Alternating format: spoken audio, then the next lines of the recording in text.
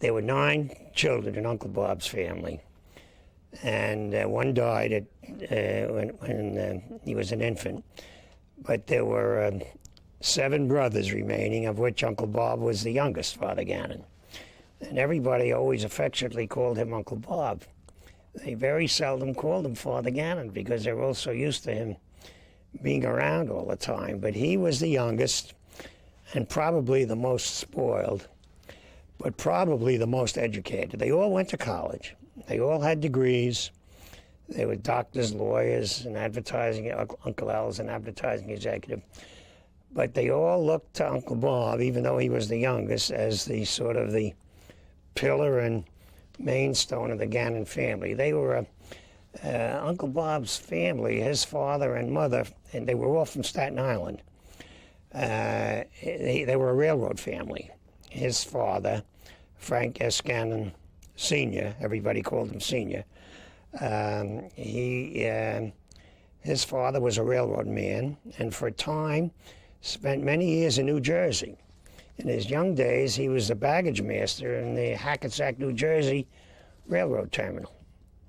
But later on, after he graduated from college and everything, he became president of 2 railroads, and his specialty was helping people like Thomas Fortune Ryan in New York and Vanderbilt's with sections of the railroads that were not up to snuff. They were defunct. And a lot of people said that Uncle Bob got his desire for discipline and strong administration from his father, Frank Sr. Then there was Frank Jr., who was Uncle Bob's oldest brother, and he was a very prominent lawyer, lived in Staten Island, became a Supreme Court judge in Staten Island, and he always referred to Uncle Bob as his young brother.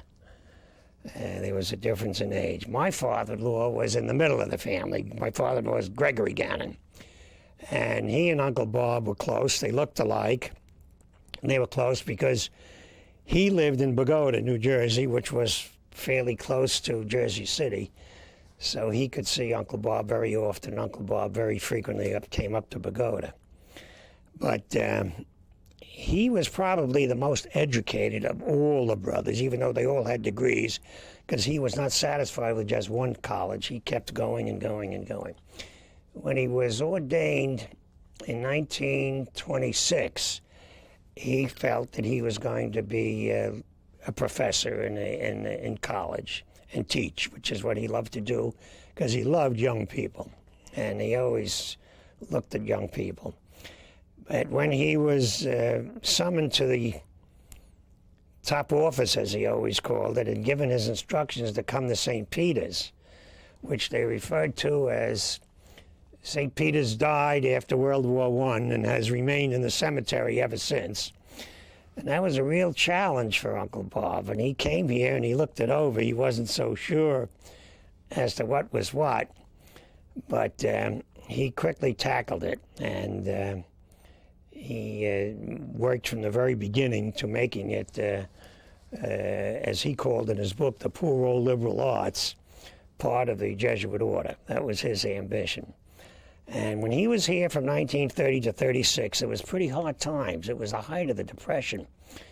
And he used to say at Masses they didn't need the baskets that they had in later years. They could have taken it all in a cup.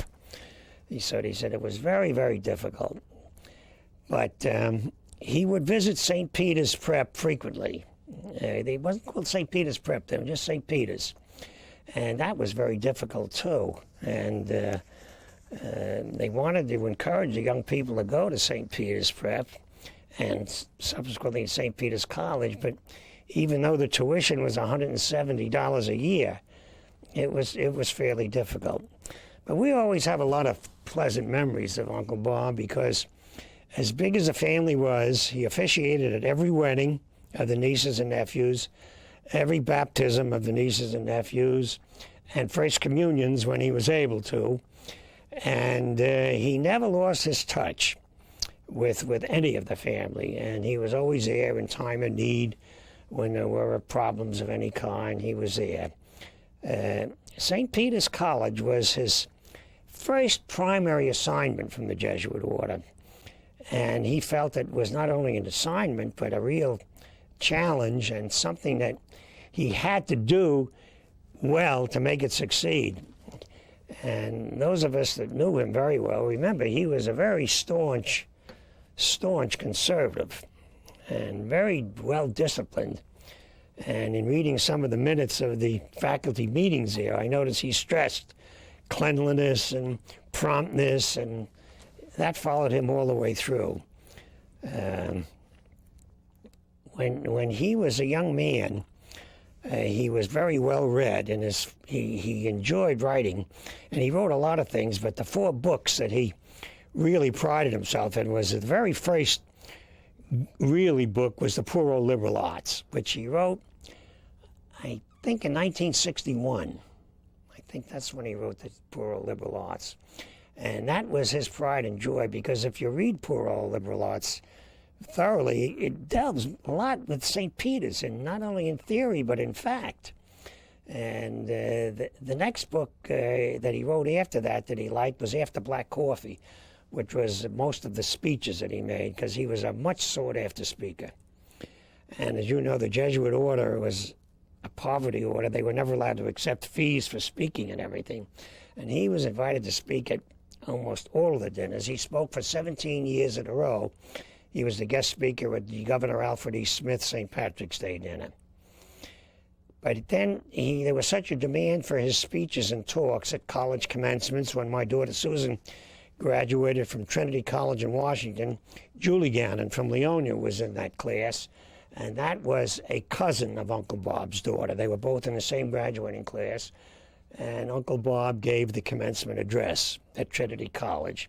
And it was the last graduating class at Trinity where they were going to have lay professors the following year. That was the end of the all parishioners and so forth. But what after he wrote After More Black Coffee, he was so attached to Cardinal Spellman. They had become such very close friends and visited each other and, went on trips together and everything.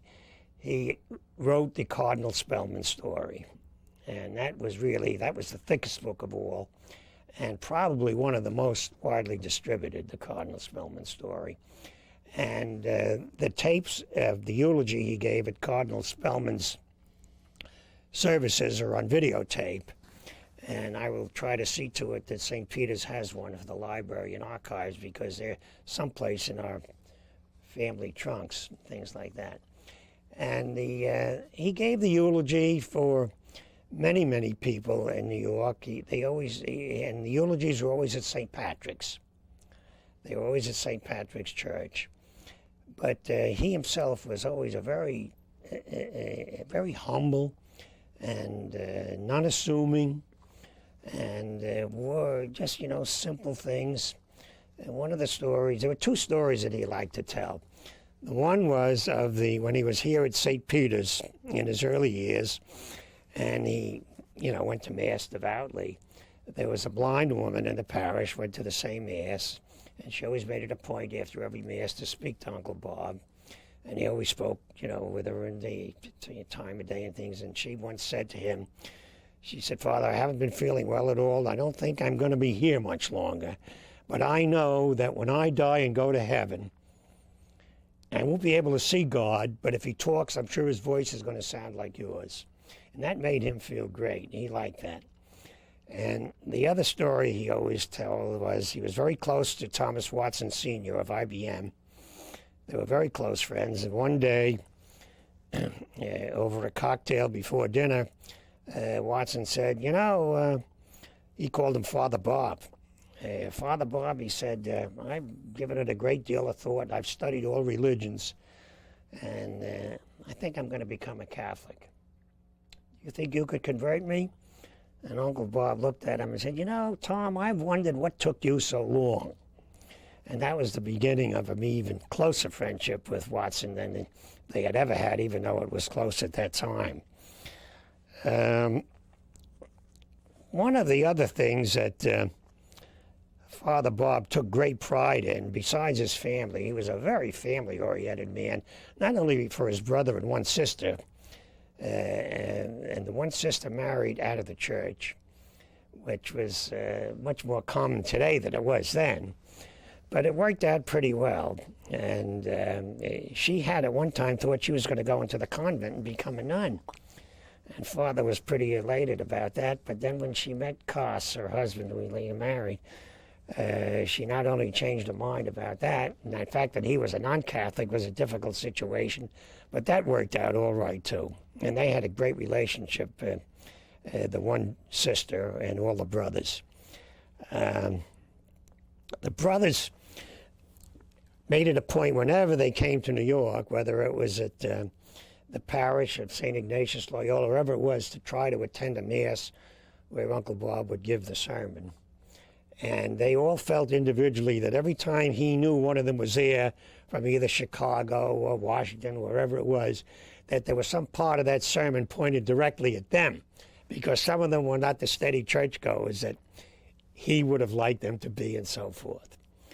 And when he used to come to visit us in later years in Franklin Lakes, which the next town was the Darlington Seminary, he always wanted to spend a half an hour and drive through the seminary up there where the priests were, the brothers were in training and so forth, and he'd stop at the old Immaculate Conception Church, of which I'm a member of now in Marwan, have been for several years. And he always liked to visit the church, which was an old wooden bench church with no carpeting on the floor, and that's where the seminarians went to their mass, besides having their own chapel. And once in a while on weekends they would assist Father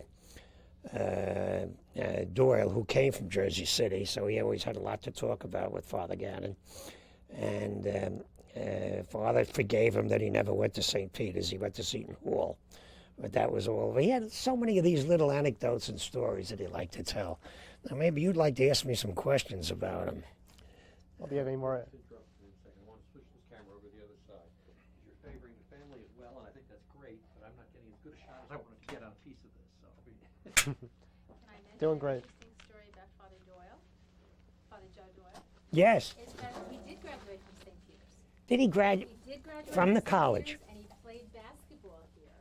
You know, he died, Eileen, 2 years ago. Oh, this is a different Father Doyle then.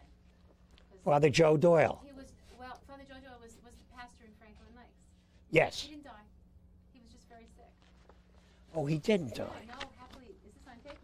He started. Yes, it is. Well, He started Blessed Sacrament that's in right. Franklin Lakes. Exactly, and the reason I know him so well is that I met him here at a basketball game many, many years ago. And when he heard my name, he said, you know, I used to be at St. Thomas. I said, well, you married my mom and dad, and he did. And he always, if he were here at this moment, he did one of these interviews, in fact, he would tell you that he's responsible for me. Yeah. Well, in the new church that Father Doyle built, Most Blessed Sacrament, there was a plaque dedicated to my wife's mother, Elizabeth Farrell Gannon. And Father Gannon always, when he came up to Franklin Lakes, he always made it a point to stop in the hallway to see the plaque and everything there. He felt very good about that. So he did graduate from St. Joseph's then. He played basketball for St. Peter's, and he I've he's lost now track living of that. in South Jersey, in Little Silver, and we see him about once a year. He actually renewed my parents' vows on the 50th Oh, how anniversary. interesting. Then you showed that you would marry a couple, and then he was a young curate at the time, so he's about in his early 80s now. He built the school and the church, and then shortly thereafter, you know, he was gone, and everybody felt terrible. Now, what would you like to know, Alan? All set, Bill? I'm all set. Okay, am I in the way? Nope, you're Okay, all right. cool. I'd like to know it all, Mr. Kraus, but how about that? Okay, well, we'll go back to the beginning. You were mentioning Father Gannon's father. Does he have any stories about his father or mother and what kind of other influence they had upon his early years? Yes, they had and I'm going to leave you a copy of the history of that family for your archives. They had 9 children, and of course Frank was a typical railroad executive. You might even have called him a tycoon, and his specialty was rescuing railroads that were in difficulty, in financial straits, because he had lots of contacts with Wall Street. And while he went, the family was never a family of, earth-shaking wealth. They were a comfortable family, but they never, what might be called, a wealthy family or anything like that. But they were comfortable, and they certainly provided all of the 8 remaining children, the 7 boys and the daughter, with college education. They were very insistent upon that and everything. Uncle Bob's father, came from the bottom up. He worked as a baggage master, as I said, and a ticket master, and even served on a train as a conductor going up to Spring Valley, New York on the old railroad. He had to have the feel of the railroad situation. And in New York, when they were building the subway system, after it first got started and organized, they had great financial difficulties, and they called upon him to come in and see if he couldn't do something like a reorganization finance plan. Like today, they would have a bond issue and stuff like that. And that was his whole life. His mother was a quiet woman and, devoted to the family and worried about all the boys. The boys weren't quiet and sedate as you might think. They were all pretty active, vigorous fellas, as you can tell. One became a lawyer, one became a doctor, one became an advertising executive. The only other priest in the family was Uncle Bob's brother's Ed's son. And young Ed became a priest and subsequently served as the president of the University of Scranton. And he was a Fordham graduate, and he was there while Father Gannon was at Fordham, but that didn't make any difference. He had to work even harder than anybody else at Fordham, and there was no nonsense at all about that time. The family lived modestly in Staten Island, in the house, which still stands. And when Uncle Bob was 80 years old, they had a party for him at Staten Island at the church that he attended and where he gave his first Mass, and the family was there.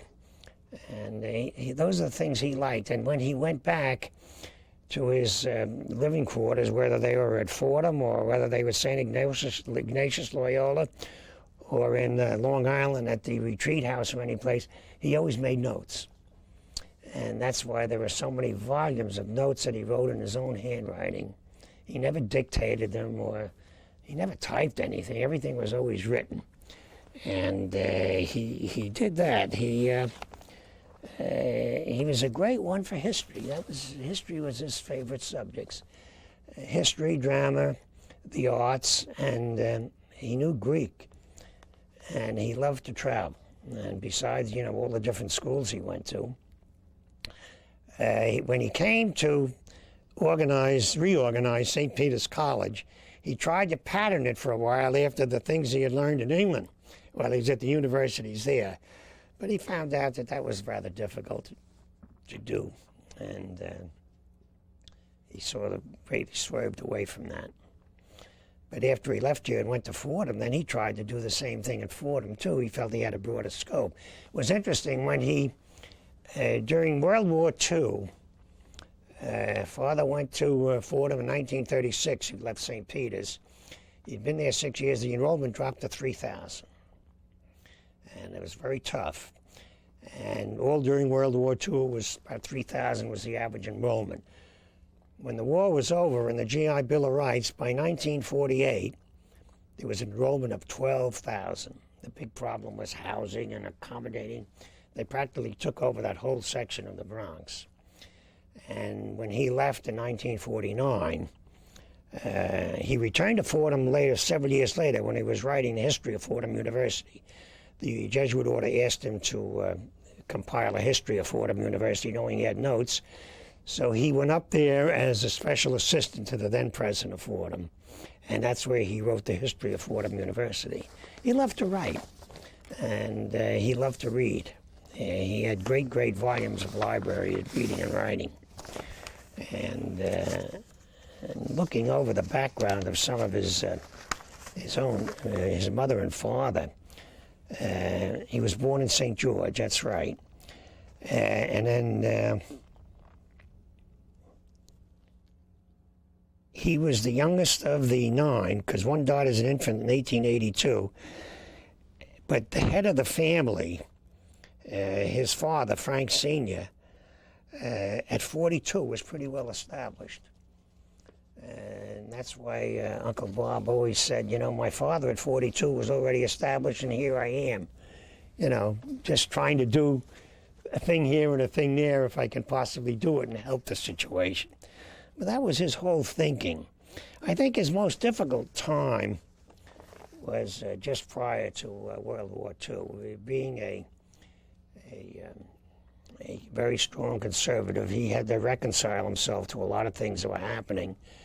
And he sort of had a little difference of opinion with Joseph P. Kennedy Sr., who was the ambassador to England at the time, which was later patched up and everything, because that was St. Ignatius Loyola was the Kennedy parish, and I believe still is for the Kennedy family in New York. But it was patched up. But his first sermon after Pearl Harbor, I was trying to remember where it was. He made a very strong sermon about the attack on Pearl Harbor and the war, and how many, many conservatives such as he had been wrong in their thinking about the situation in Europe. And he said it takes I don't profess to be humble, he said, but it takes humble people to admit their mistakes. And there are a lot of humble people in this country today. I wish they would think about it and admit their mistakes. And one of the things he was referring to was the draft was only passed by one vote in Congress at the time, which was before Pearl Harbor. That's how close it was, one vote. And there were a lot of people not in sympathy with what was going on. So he was not scolding them, but in his own inimitable way, telling them that they ought to really go to church and apologize and rethink their thinking of the whole thing.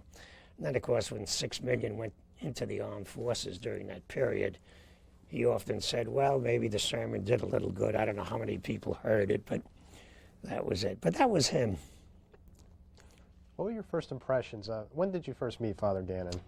First met Father Gannon when I was 15 years old.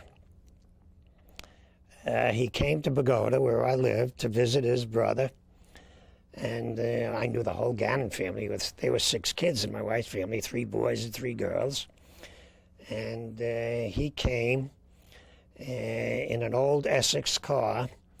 A brother was the driver. The car looked like it was falling apart.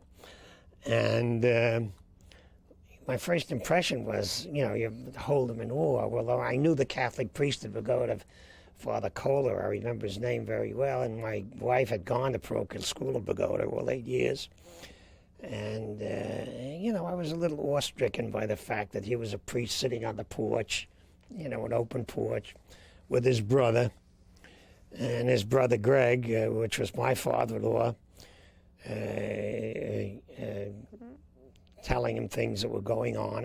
He had just come to St. Peter's, it was 1930, and telling him about Jersey City being a railroad town, you know, and how his father, Uncle Bob's father too, you know, had been to Jersey City and Weehawken and Hoboken. They were big railroad towns, and how they had things to do, and they went talking about the old Central Railroad of New Jersey and the New York Central and the West Shore division of the New York Central, and how their father, Frank Sr., worked in Hackensack and Spring Valley and was a conductor of the train for a while and did everything except maybe help lay the rails. The first impression was good, and later, then it came to St. Peter's. Once I was able to drive a car and get a license, we would come to St. Peter's fairly often. And he would invite, you know, the family down to St. Peter's into the parish. And in Staten Island, they would have the family reunions. Because I married Margaret Gannon, my wife, we were very young. So we got to know all of the family and were part of the family young. And one impression we always had of him, he never smoked, and he might have sipped a glass of wine, Although in later years, he and I used to have a scotch on the rocks together, and times were troublesome, he used to say. He said, this relaxes you a little bit. I remember once, though, going to an impression. A very close friend of mine was a senator from Bergen County. In those days, you only had one senator for each 21 county, Walter Jones. And his son graduated from Williams College, which is a great school. Couldn't get into Fordham Law School. Fordham was a tough school to get into. So we went to see Uncle Bob, went with the son. He was impressed with the boy, a nice boy. They talked, about Williams and about Fordham and this and that, and why he wanted to be a lawyer and all that stuff. Father said, well, it's been a very good interview, Walter. But remember, you got to get a grade. You got to be in the top quarter of those pre-law tests to get in.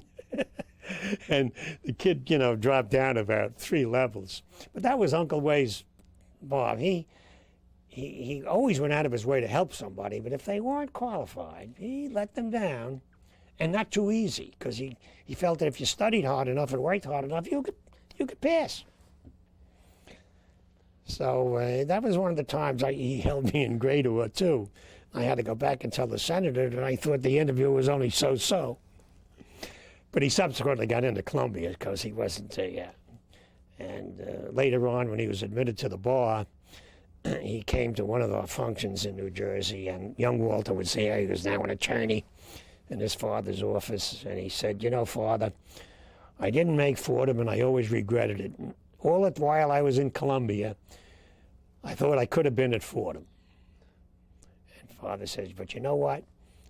You worked harder to get into Columbia than you worked to get into Fordham, which was true, because he really fluffed off on that pre-law exam to get into Fordham. Wow. What else would you like to know? Okay. Now, notwithstanding the greatness of Columbia and Fordham, you say you visited St. Peter's yourself back in the 1930s. What were some of your impressions of the school, and what did you see? How was Father Gannon in action, so to speak, as the dean of the school? St. Peter's? Yes. As it is today? No, back in the 1930s when you observed him at work. Back in the 1930s, well, I remember in 32, the height of the Depression, and I drove down myself in my father's car, which was a Chevrolet, and we drove down Hudson Boulevard. And we came up, up Dan Kelly's Hill, through Fairview, and down Hudson Boulevard. It was just as one building. And, my vision of a college was a lot of buildings and greens and grass. And there was Hudson Boulevard. The buses were running up and down. And it was below Journal Square. And I thought to myself, gee, I don't know, is this, what's going to be here? And I remember we had a cup of tea and some cookies, and Father Gannon was talking about plans that they had for the future and how difficult it was with the enrollment, and he was saying that he was trying to get some people in the local parish to contribute $170 or $200, or even make a loan. There were no student loans then, so some of these would be able to go to college. And I'm positive in 31 and 32, he had more non-paying students at St. Peter's than paying students.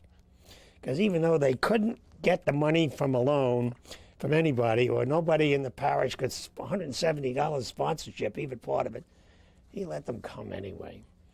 He used to say, I like to see the seats taken in the classes. It gives the professors a little inspiration. He said it's like going to a show. If the seats are half empty, you don't think the show is that good. If they're standing room only, why, it's good.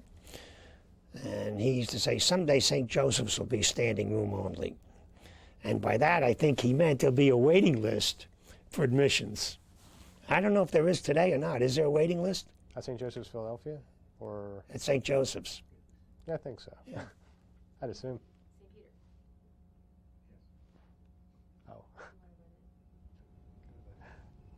How you doing, Mr. Kraus? You want to take a break, or how you doing? No, go right ahead. You're doing Keep great. going. You're doing great. Okay. Did Father Gannon, when you saw him at work, did he mention anything about the famous $1 Million faculty? Any of his co-workers, co-Jesuits who were teaching at the time, back in the 1930s? In the 1930s? Yeah, any teachers or... Well, he talked about some of his classmates. They tried to keep in touch with each other. The Jesuit order was I guess it still is, but it was a pretty closely knit organization, the Jesuit order. And they never knew where the next assignments were going to be. In fact, towards the end of the 6 years at St. Peter's, Uncle Bob thought he would be going to Georgetown. And when he got the call and was assigned to Fordham, the president of Fordham was assigned to Georgetown, he wasn't disappointed. But Georgetown seemed very overwhelming at the time. Fordham, very overwhelming. Georgetown didn't seem that overwhelming. I don't know why to him, but Fordham seemed overwhelming because maybe it was, a New York City environment and things like that. Although he was New York oriented, having been born in Staten Island. And he talked about his classmates, and he went to, in fact, he gave the eulogies in later years at most of their services. No matter where it was, he went. And nothing was ever too far away. And unless it was an earth-shaking commitment that he had for a long period of time, he gave it up and went. That was his priority.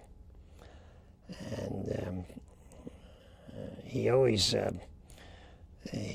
talked about his younger days when he was in all the different colleges and schools and when he was in Europe. He loved to travel. He liked European history, too. And he always kidded me because I was failing early European history when I was in school.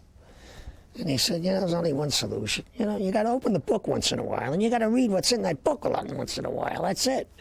The book's not going to do you any good. He said, every time I see a book that's hardly used, and the cover's like new, and the pages are still there, I know that this guy's not doing much with the books. That's why most of his books in his personal library were pretty well worn. His classes at the seminaries were not too large. They were fairly small. And some of the priests, after World War II, they all got letters from the Navy. They got letters from the Army, too, but most of the Jesuits went into the Navy. Yeah. At one time, Uncle Bob thought about it. They were looking for priests real bad, but you had that permission of the order to go. And you were commissioned to lieutenant, junior grade, depending on your age. And there's only one I know, other than the top chaplains in the Navy, that got to be 4 stripers, which is a captain, which is equivalent to colonel in the Army. But there were several Jesuit priests became lieutenant commanders, which is equivalent to a lieutenant colonel. But they were stayed in the Naval Reserve when the war was over, and served 20 years in the reserves and 2 weeks of active duty as a chaplain. And Father always let them use the Fordham Chapel if they were from that area. And he usually attended the wedding ceremonies and the receptions. Because most of those priests were in his class. Sure got around. Yeah. That's great. Oh, okay, thanks. Oh, yeah, I have a question from the studio audience here. The Buy a Brick campaign to build St. Peter's. Do you recall Father Gannon discussing this at all? When they were, what was that, 1972? When they were rebuilding. Oh, rebuilding Gannon Hall? He tried to raise money. He was the first advancement officer, probably.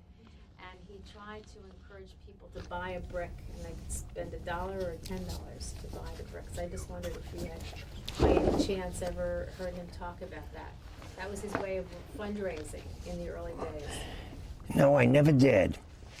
But it's something that's still done today. Mm-hmm. Exactly. It was very, very foresight. And it's still done today. Because we have a new library in town, and most of them were from paving bricks. Were you there at the dedication of Gannon Hall, or did Father Gannon have any recollections about the honor that was bestowed upon him? Now, after the, I got fairly busy after World War II and everything, and Father had, he left Fordham then in '49. We would visit him at the retreat house at the Brady, that was the old Brady estate on Long Island. Nicholas and Jim Brady gave that property to the Jesuit order.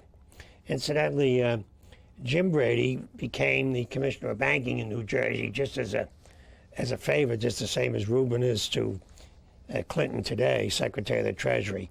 He only served for about 2 years because then he had to go back to the business. But his brother served as United States Senator for an unexpired term, had no desire to run again.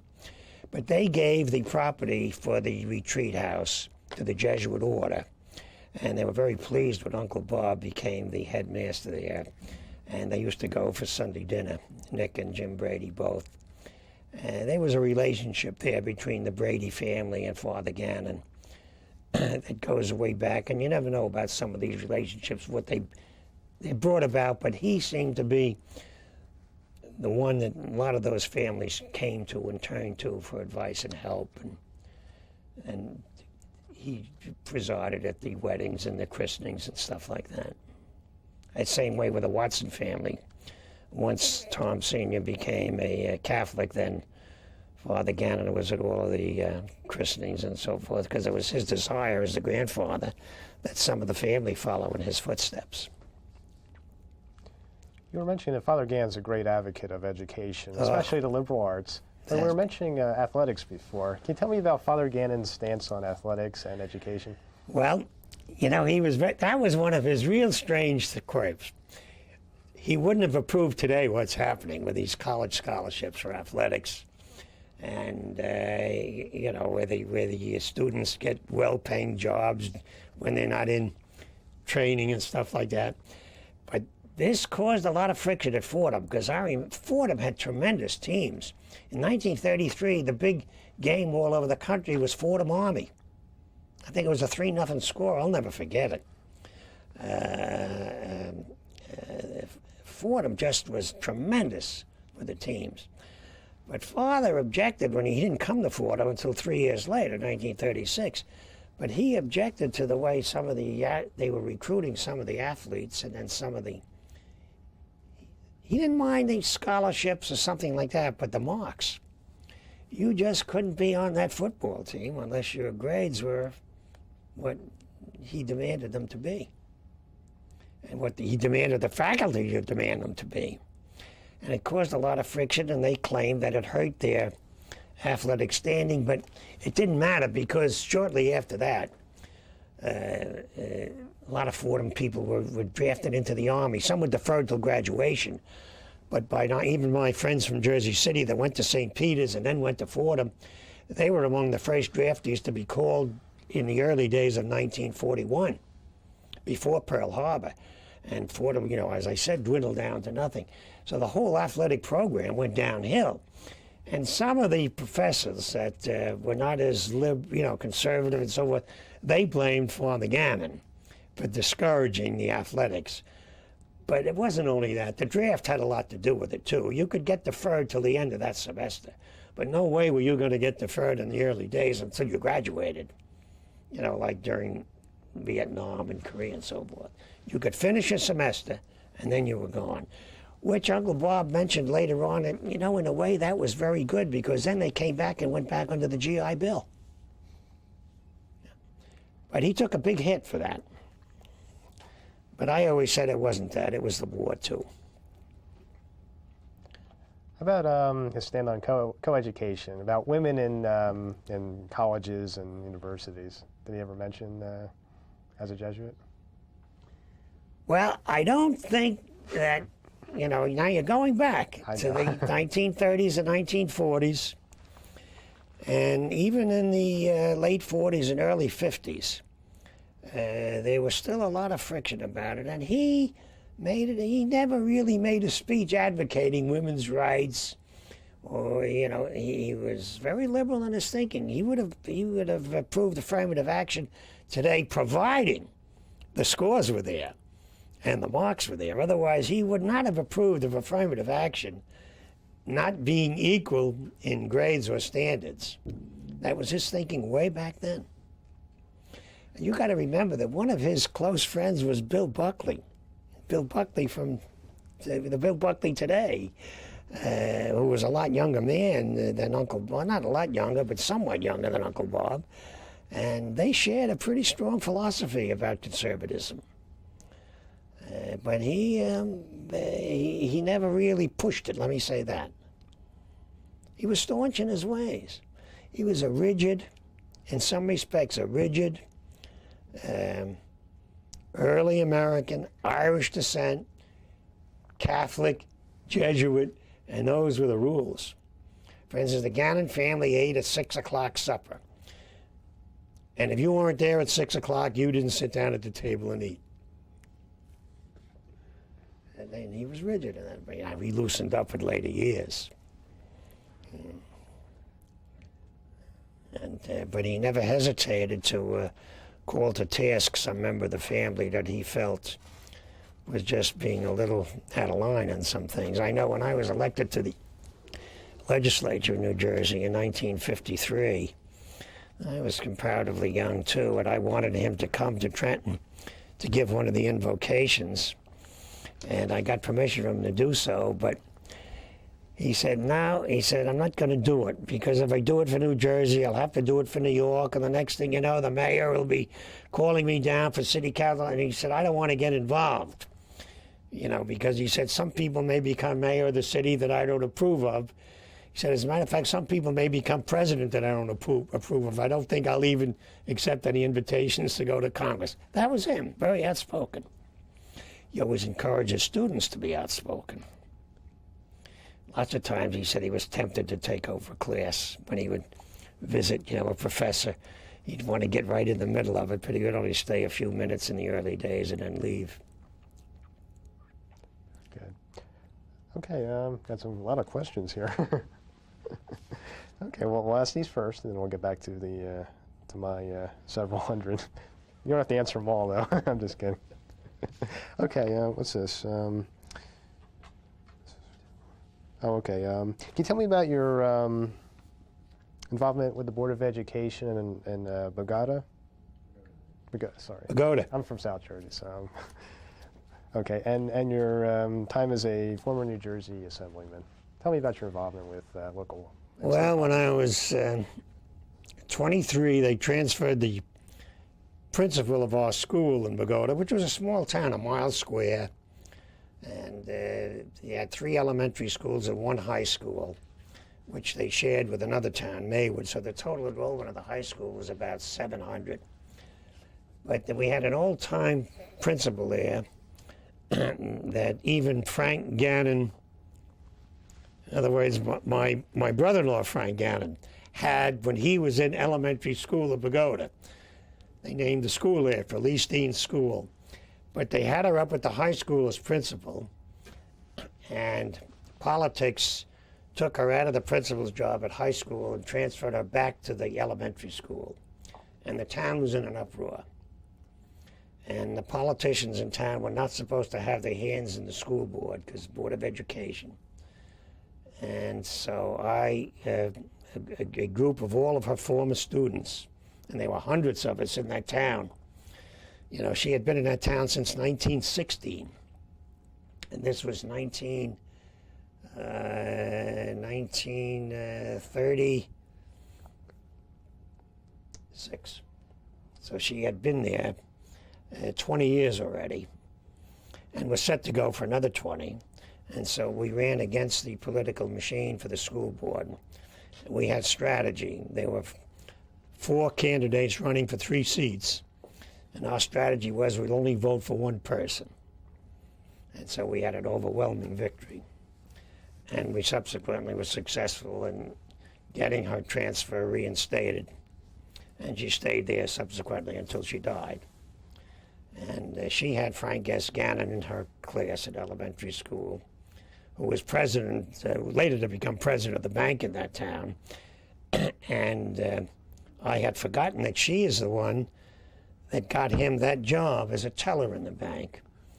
He had to drop out of Georgetown for financial reasons and during the Depression days, and she knew the president of the bank well. He had also been one of her students, and she got him that job, and he stayed there all of his life. Now, Uncle Bob always told an interesting story. The very first time he came, the bank was in a storefront. So you walked in the store, and there was the teller's cages, the old-fashioned banks, and he was at St. Peter's then. And he always tells the story at dinner. He said, I'll never forget my first visit to the old Pagoda National Bank. And there was what you'd expect. It looked like a delicatessen store. And sure enough, there was a ham at the front window. That was Frank Gannon III. He was a teller in that bank. But he went to visit he got a new job, and he was always interested in those things. He didn't have to stop there, but he wanted to stop there. And the legislature in Bergen County became, all of New Jersey was in a reorganization stage then. Even in Hudson County here, they had, all the assemblymen were elected at large, not in districts, and you had one state senator here. And he was a very powerful man. In those days, you had Mayor Haig and Mayor Kenny down here, and Gianjami, and But it was an interesting situation. And before that, I had served on the staff when they made Rutgers University the state university. They changed the constitution of the state in '47. And when did Rutgers become a university, Bob? 48. They changed the constitution. Rewrote the constitution. Arthur Vanderbilt was the Chief Justice of the New Jersey Supreme Court. He was the head of that commission. His two sons are in the legislature. What else would you like to know? Wow. Okay, I'll get to the Fordham. Wow, they're coming up with questions. No, keep going. I'll go with the Fordham questions in a moment, but I just want to, you mentioned Frank Haig. Nobody's neutral about Frank Haig. What was Father Gannon's impressions of Frank Haig, and did he ever mention him? Which Frank Gannon? Frank Haig, I'm sorry. Oh, Frank Haig? Yes. He knew all the politicians in New York and New Jersey, naturally. He's very close to Governor Smith, Governor Lehman, Jim Farley, LaGuardia. Oh, LaGuardia, he and LaGuardia were very friendly. In fact, LaGuardia appointed Father Gannon's sister-in-law as Commissioner of Markets. And she was another outspoken person. But he took politicians, he had said you must accept people for what they are, and you must realize that they do what they feel they're doing best. So Haig is best at politics. Al Smith is best at being governor. He always mentioned that because, the president thing didn't go through. And he said, but Fiorella is just best at being a person, whether he's mayor or whether no matter what he would be, he would just be the same type of person. He was broad in his thinking of these fellas. And he was invited to speak many times at testimonial dinners for Farley, which he knew were fundraisers. Even in those days, not to the extent that they are today, fundraisers, but they were fundraisers in this city. And he always agreed to, because he liked Farley as a man. He liked Farley as a man because he felt Farley did good for people. And when he was being criticized as Postmaster General for giving all those jobs out, Father said, well, that was just his way. When he was postmaster in New York State, where he lived, he did the same thing. He did like to do things for people. He was a people's man. And he always remarked about Jim Farley's memory. He said, Farley could meet you and not see you for 10 years, and then 10 years later remember your name. He had a lot of those little anecdotes, which he always used in his speeches at those testimonial dinners. He never referred to them as fundraisers. They were always testimonial dinners. Well, speaking of testimonials, well, in a sense, 1936, Father Gannon left St. Peter's. Yes. What were his parting impressions of the college? It was sad when he left here. It was his first assignment of a major status for the Jesuit order. And he certainly knew it was a big assignment to go to Fordham.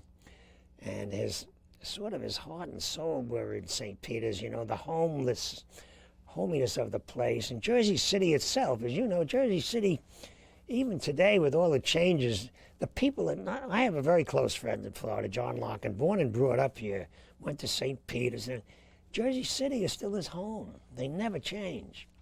And they go to the old neighborhoods and they talk about the old days. And Uncle Bob had a lot of empathy for Jersey City. They were hardworking people, and the women were hard workers, and the family came first, and the church came first. You had to be in the family, and you had to go to church, and if you could only put 10 cents in the collection, it's not the amount, it's just the symbol.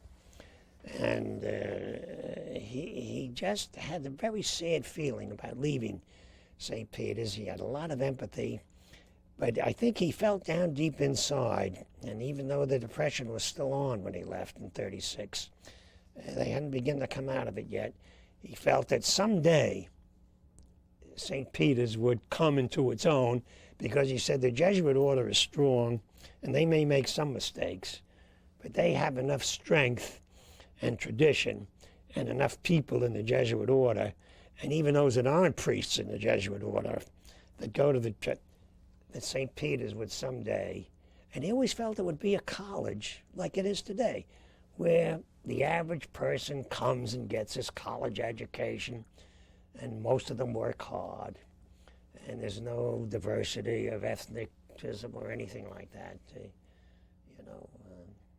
He could never stand that stuff when he used to read about the ethnic differences that some people had and some schools had. He resented that very much, and there weren't as many liberals then as there are now, even though he titled the book, his favorite, The Poor Old Liberal Arts.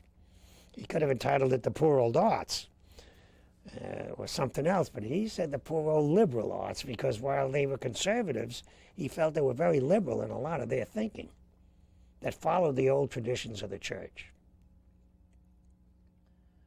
But he never quoted the Bible to you. He felt, you want to read the Bible, then you'll get a quote from it.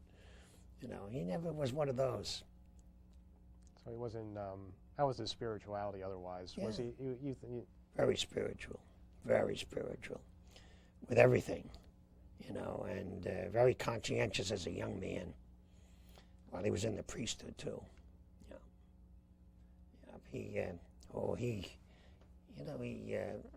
disagreed lots of times with Rome on some of their thinking in later years. In later years, as the Vatican made different things, they weren't quite in accord with what he said. He not only had been taught, what he learned. He said, you're not going to learn anything. Nobody's going to teach you anything. You have to learn it. And he wouldn't have been in accord with some of them.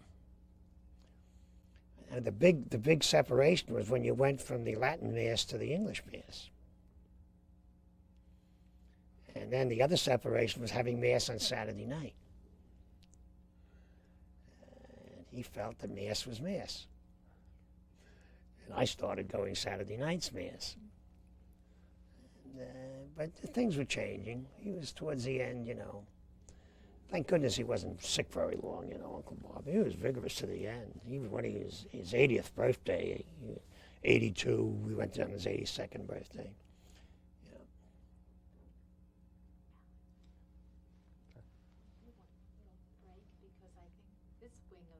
Oh, I'm sorry. Have to leave, although Okay. they came in separate cars.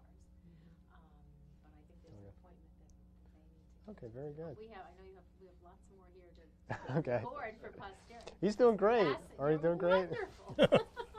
I'm just recalling. Do you want to get a picture of them while they're just sort of standing behind so we record them for history here? All right. Yeah, what's it? Oh, Put that into it. That'd be great. yeah, you can take a quick break. Yeah, Now I'm going to have to, wait a second, I need to get out, because we don't need to on that. And we'll just, that. And introduce the three of them as we go down the line. All right, I'm pleased to, self-introduction, you would like me to? Okay, that'll be fine. All right, let's say I'm pleased to introduce members of the Kraus family, and each person will introduce himself or herself. All right, I'm Carol Kraus, and I'm married to Uncle Charlie's nephew.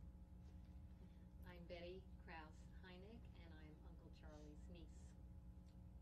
And I'm Bob Kraus, and I'm the oldest nephew. But I've got to say, you've met your match today in terms of memory and talkability. And it's it's an honor to have Mr. Kraus and his family visit St. Peter's College today. We're very, very pleased. Thank you for having us. Thank you for coming. Yes, thank you all. I appreciate it very much. Hope you had fun. Learned a lot myself. Alan, you might want to make a copy of this. That's about Uncle Bob's family. Okay, great. You know, now you want me to leave it with you, or you want to do it now, or Yeah, what? we can do it all. Oh, yeah, at we're the gonna end. continue. You can do it at the end. Yeah, we're- Good. Do you want to drink a water or something? No, nothing. I'm used to Great. it. You're like me. I always just go straight. Oh, go straight through, yeah. Nice meeting you. Maybe better to go You're leaving? We have to go. Yeah. When will you be back now? When are we going to get together? I'll be back from Colorado the 19th. And I think Kathy's having everybody down on the 22nd to see the new baby and everything. I'll be in touch with you. Oh, we had a baby boy. Oh, I didn't know that. His name is Samuel Charles Joseph Horner, named after Joe Vassell and I. And everything's fine. He weighs about 8 When was pounds. he born? 2 weeks ago today. It was wonderful. You did an I'm outstanding going to job. send you Very stuff. good. Proud of you. Good. Picture of your great-grandmother and grandfather. And me on my 16th birthday in Culling. Finding this stuff, I found a lot of stuff. Did you? Yeah. Plenty of it. Now, your Ellis Island card I'm giving to Margaret. She saves that stuff. And, of course, Ellis Island, they have the thing for Joe Vassell's family. They came to Ellis Island. What do you mean by an Ellis Island card? You know, when they had Ellis Island Drive for money, Tom contributed with Kathy, and then their name is on the thing. I didn't know where your parents came. Did they come into Ellis Island or somewhere? Yes, they came into Ellis Island. Because I remember looking on it. Yeah, they came into Ellis Island, and let's see, Henry was born in 1909, so they must have come in 1906 or 7. That's when they came, and we didn't do that. And the plaque, you know, it was the time we were in Florida and everything, and we just didn't do it.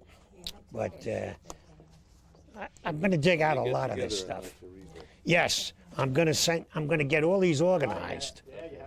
I'm going to get them organized. I'm gonna slip out to my office, but I'll be back. I'll be back to say so long to you. All right. I'm just gonna walk you guys out, okay? Thanks a lot again. Nice meeting you. Yeah, any other thing Thank you you. got, just feel free. Great. Bob, I'll give you a call. Okay, good. All right. Bye-bye. Thank you. Are we in good shape? Yep, we are. Yeah, Mr. Kraus, you're doing great. And we're having fun, aren't we? Oh, it was interesting. It helped me. Do you want to? Oh, we got a few more. Oh, If some you don't more? mind, if you don't mind. No, not at all. Great, appreciate it. Not at While all. you're here, hey, Sure. having a good time, right, Bill? We are. Yes, Learning a lot of the history of this school. I've only definitely. been here for 25 years myself. Is that all? I'm young here. So you came in 1960. Well, actually, 1973. I'm actually probably 27, 28 years. I came here at 54 as a student, transferring to Catholic University, and went to work in 68 somewhere else. Came back here in 70 and stayed from then. It's actually 28 years, but who's counting? I always thought my youngest daughter Susan would go to St. Peter's Prep, but she went to Academy of Holy Angels in Fort Lee then. The commuting down here, as I told you, was just impossible. And She parking. couldn't, yeah. And then she wanted to go to Trinity when she got out of prep school anyway. And Uncle Bob suggested Trinity. He thought the Washington environment would be good for her. And Uncle Jim was down in Washington. And she interned for Senator Percy that summer. And she liked it. She liked Washington. And when he came for the weekend, he spent, he was the commencement speaker. It was one of the times when he let his hair down good too. Trinity was one of his, for a girls' school, he sort of favored Trinity. He liked anything that was tough, disciplined. Manhattanville, Holy Cross University, things like that. And he always prided his students that went to Fordham and Fordham Law School, and a lot of them that, like at St. Peter's here, you have a lot of that go up too. You know, there's a lot of priests today. I know my priest in Marwa is great, Father Chris. My priest in Boca is the old school. Doesn't have any of the, you know, things like, you know, Uncle Bob was born and brought up. A lot of the priests today come from Ireland, places like that. Uncle Bob always, you know, Staten Island, Jersey City, you know, Washington, New York. He just had a feel for everything. And he was a good-looking man. He was really a handsome man. And his voice, his speeches, radio doesn't do them justice. The videotapes don't do them justice. He had a great resonant voice and always spoke at the same tone, you know, with the same, never shouted or anything like that. Never spoke derogatory of anybody. His criticism was always very carefully thought out. He was always happy when one of his nieces or nephews went to parochial school or parochial college, but he never said anything if they didn't.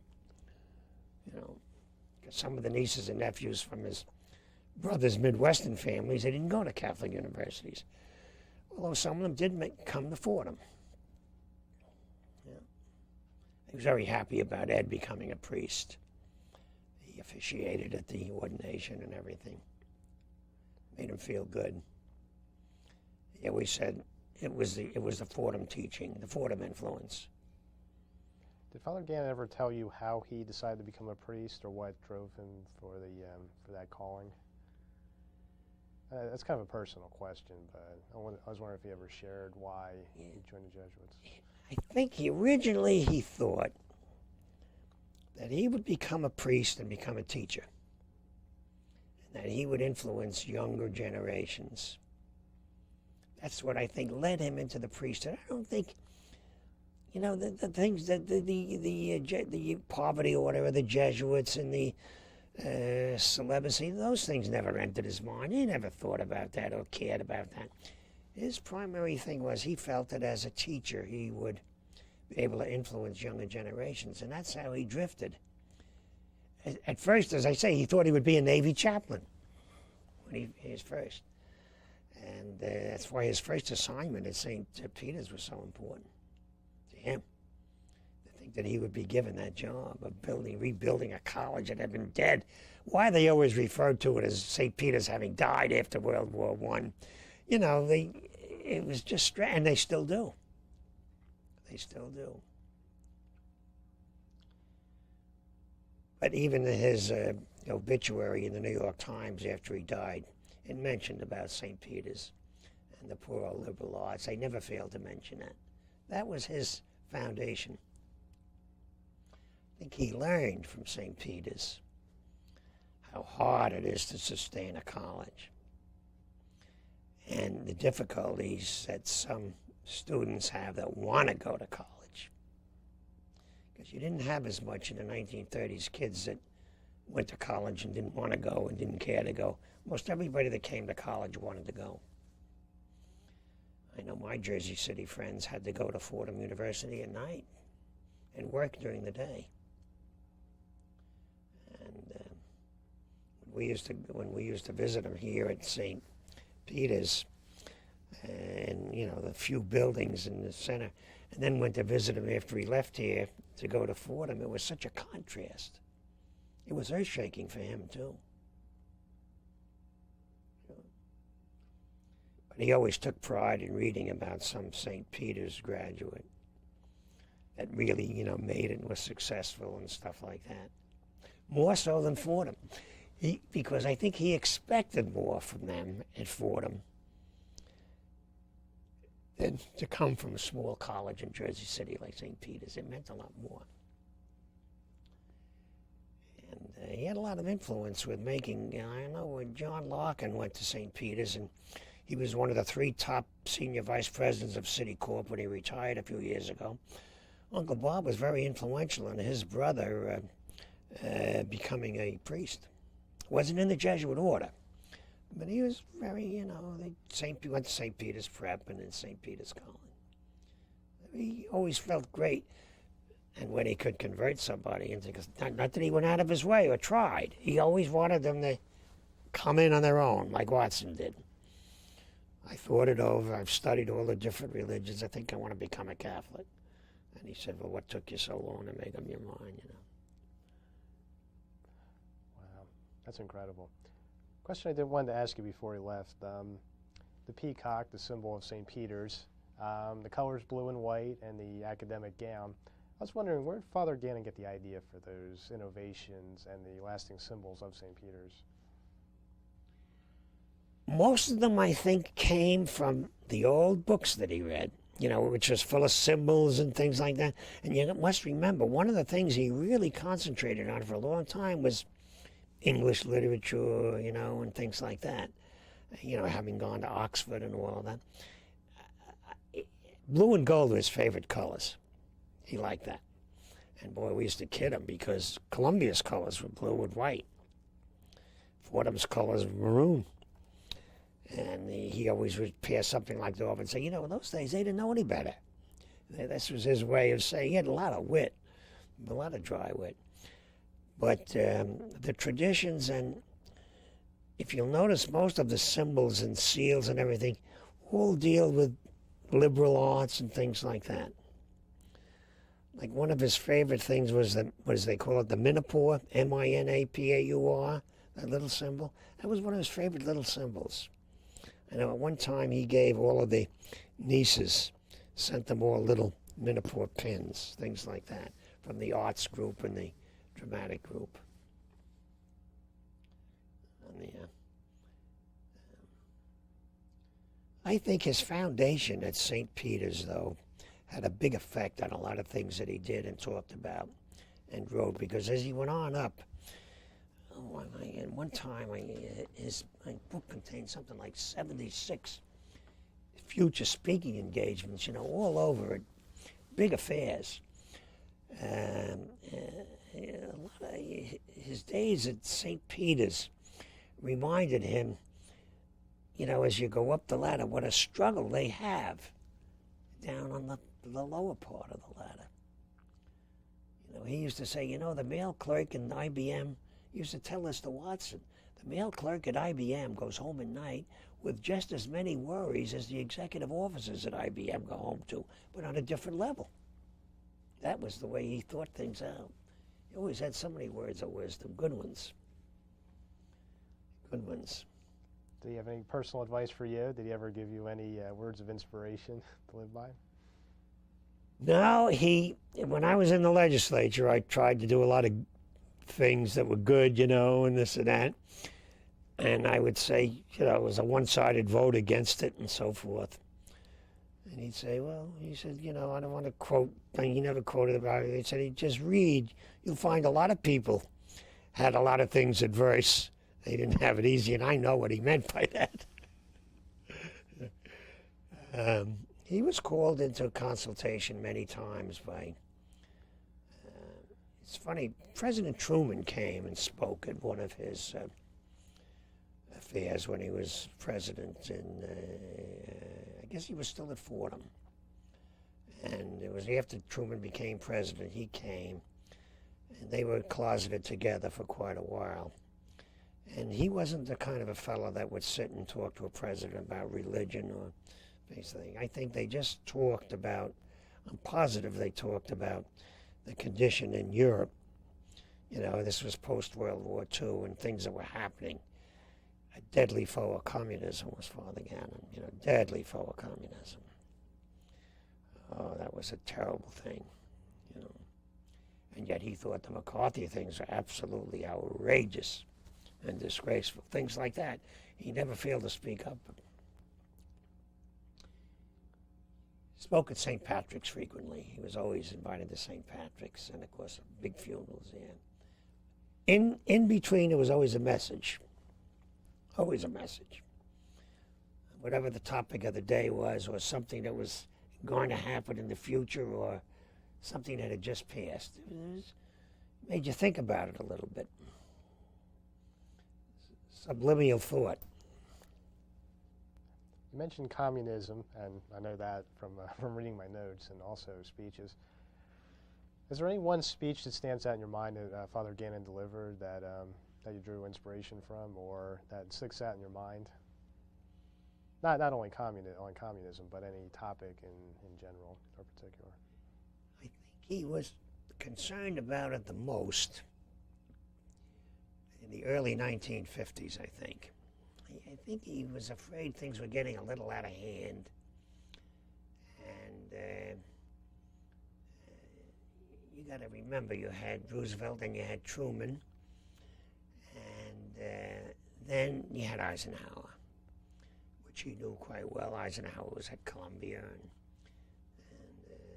invited Father Gannon a couple of times to make talks, not sermons or anything, just talks. But he was concerned about it in the early 50s, and I think as a result of his conversations with General Eisenhower, it concerned him. And we know that he was sent abroad several times, but he never mentioned why, how, if, or when. And his relations with the Vatican, with some of the people at the Vatican, sometimes became a little strained because of his, he had a deep devotion to God and religion and education. That's a great combination. God, religion, and education. You can't beat that. And his faith was in the young generation. And he would have been happy. Well, he was happy. He was 84 when he passed away. In 1978, things were, really getting into fairly high gear, having gone through a career in Vietnam. And, I would say in the early 50s, though, he realized and was afraid that Washington was, too many congressmen were looking to get reelected on popular issues, and yet that hasn't even changed today, when the real issues were the communism, deadly afraid of it. And, quietly he always contacted, the Catholic churches in the bad oppressed areas. And my ancestors came from Czechoslovakia years ago, and which is a great church town, Prague, which he had visited at one time in Prague during his travels. He loved to travel. And he was concerned about what the communists were doing to the Catholic Church, especially in the 1960s, the early 60s. In countries like Czechoslovakia, because he was afraid if they dominate the churches. He's always way ahead in his thinking of it. When did you start to study about it? When you came to St. Peter's, or did you know about it before? I knew about him before. You did? Read Cardinal Spellman's story, actually, in... You read the story as an undergraduate. Yeah. So I've been a Father Gannon fan for several years. That relationship was a good one. It sounds wonderful. It sounds like a wonderful man. Just, great relationship. Wow. So, in formal matters, you saw him like at family reunions, and you dropped in on him when he was working. So it sounds like you had a lot of contact with him. What other phase of his life would you like to know? Okay. Well, we'll take it easy on you. I only have a few more to cover. Oh, go ahead. And also with the family, we want to get everybody covered. Okay. He was an administrator, but he was also, you mentioned he was a faculty member at various junctures in later years. Which did he favor, being an administrator, like a president or a dean, or teaching a class? Did he ever have any favored role? Well, he always loved teaching. He always liked to be with the young generation and teach them. And, he always loved First Communions for that reason. And he was a great administrator. And I reasoned that the reason he was such a great administrator was because he knew the pitfalls of teaching and how hard it was to teach. And he said, we used to talk at great length when he was at the retreat house out in the garden there. It was so beautiful, that Brady Estate. He used to say, the professor has the future of the nation in his hands with all these young people. And in that group of young people, there are some that don't want to be there. There are some that are not interested. There are some are only there because their parents want them to be there or somebody. And he said you can usually pick it out in the classroom. There's always going to be a few that are going to be outstanding. But he said we have to concentrate on not those that are outstanding, on the other ones. And he used to use the parallel. He said, just because a fellow's not a Catholic doesn't mean that you have to, go after him all the time.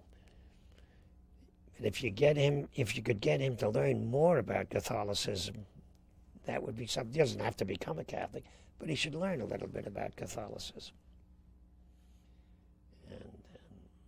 And, the relationship between the Catholics and the Jewish people, going back to history, would interest him today, and because of what the accusations of racism are, mostly in this area where you hear it because of New York. You hear Koch talk about it, the problems in the sections of New York and Brooklyn and things like that. That would disturb him to see that difference there. That would disturb him. Because he'd feel it's unnecessary. And against what should be. It's hard to believe it, but just think. During the war, I was in the Naval Reserve during the war on merchant ships. There were blacks fighting, and there were black officers. And yet when they came back on leave to Georgia or Alabama, they couldn't had to ride the back of the bus. This is during World War II. Now, you didn't see that much of it in the New York area, but you did in the Middle West, down south. Those things disturbed him. He never just bothered with what was immediately around him. He was always broad enough to see what was going there.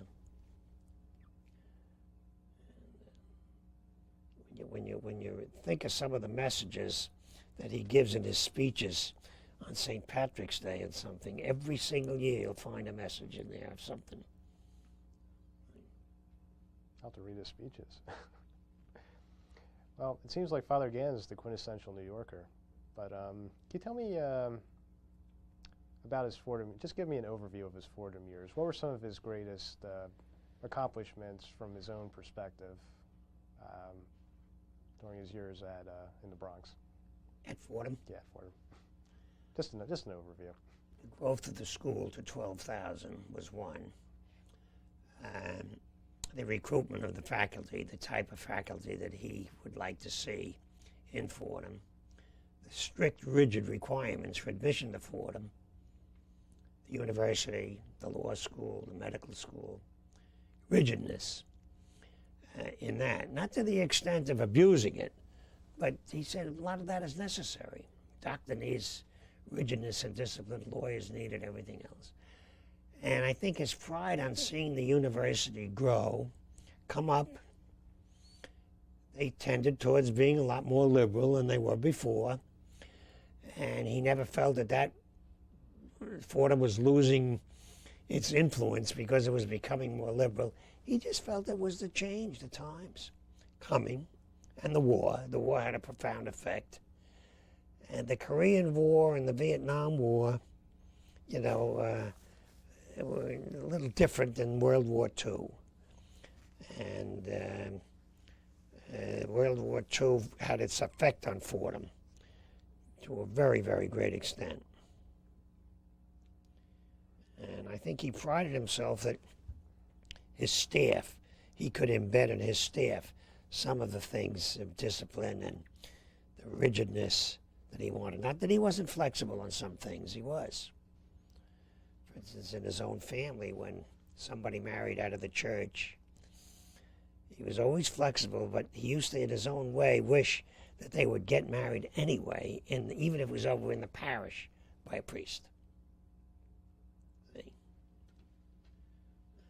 When he officiated on my youngest daughter's wedding, which was, and he came to all the different churches, St. Paul's and Ramsey. When he came and did the wedding, the other priests always stood in awe. Because a lot of priests have just a college education, the seminary, and so forth. They weren't, as schooled as he was. That's amazing. Well, after he leaves Fordham, that's where he made his name, of course. Can you tell me about his post-Fordham? A lot is not written about that. After he left Fordham in the late 40s, what did he do with himself? What were some of his activities? When he left Fordham, he went for a good rest to Staten Island. Right. And it was home base, the home parish where he was as a boy and everything else, even the local restaurants. His oldest brother's family lived there, Frank Jr. and everything. Gave him a lot of time to think and write and to do a little traveling and to visit. A lot of his friends and schoolmates and classmates were professors and priests and so forth. And then when he was called to, when he was sent to Loyola and to the parish, he did mostly religious work there with the parish and the school. He helped reorganize the school and get set. And he was active in the church, the parish itself, for the sermons of the Mass and the weddings and everything else.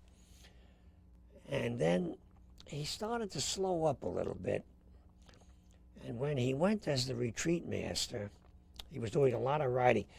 He went back to Fordham to write the history of Fordham University.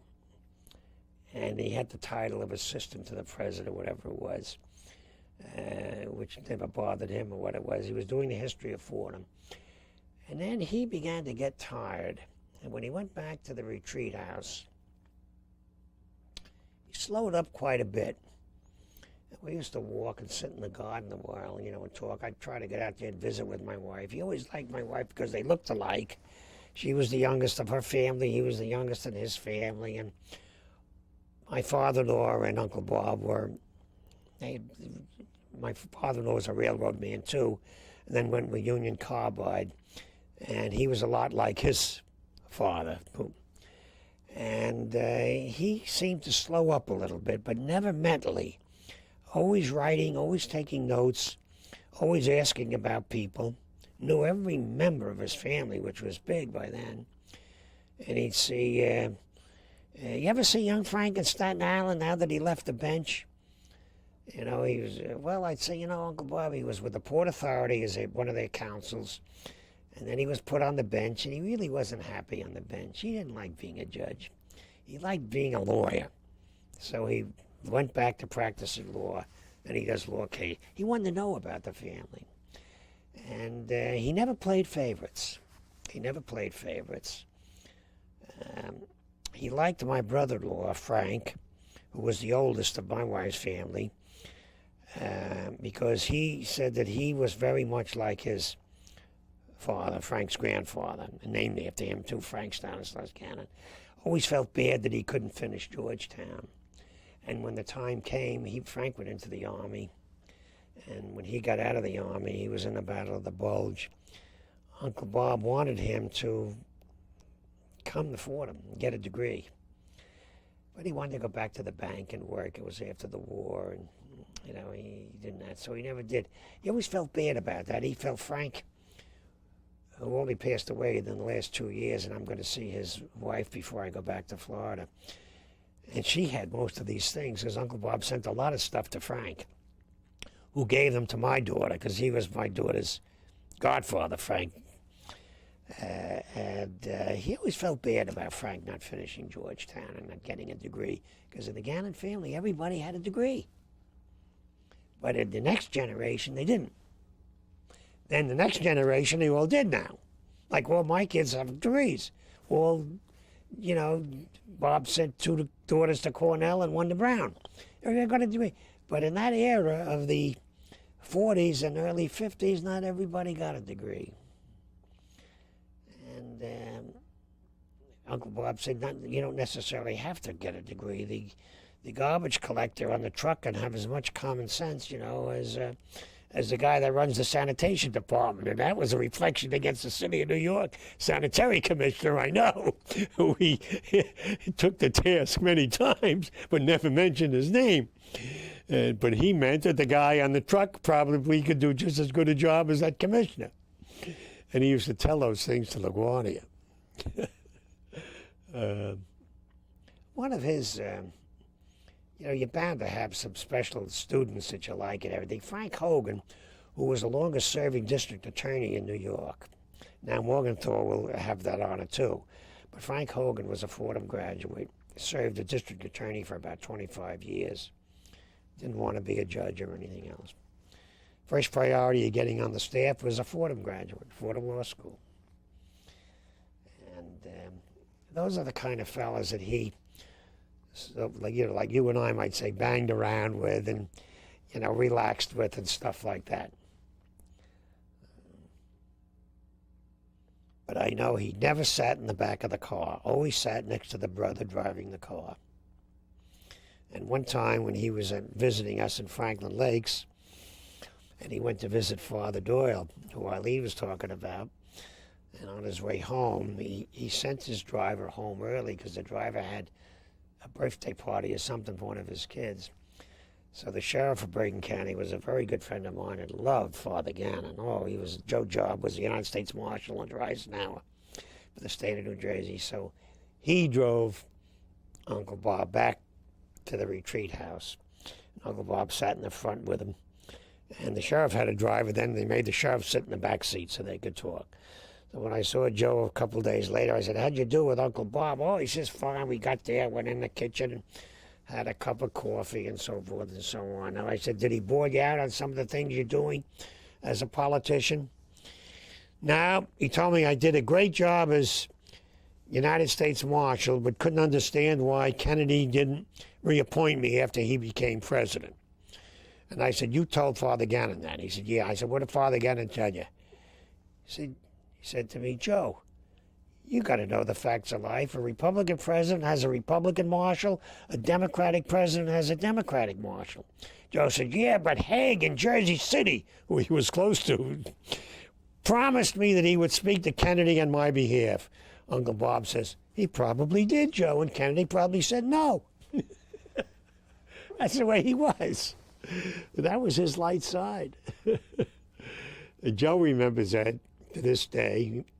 Joe Job is in his 80s. His happiest days was the 8 years he was United States Marshal, and he would come to see Uncle Bob frequently in those days at the parish and at the house in Staten Island, because I'm sure he had things to talk about with Uncle Bob, because Uncle Bob knew him as a young man, too. Because he went to Pagoda High School with all of us, Joe Job. Very religious. I'll never forget.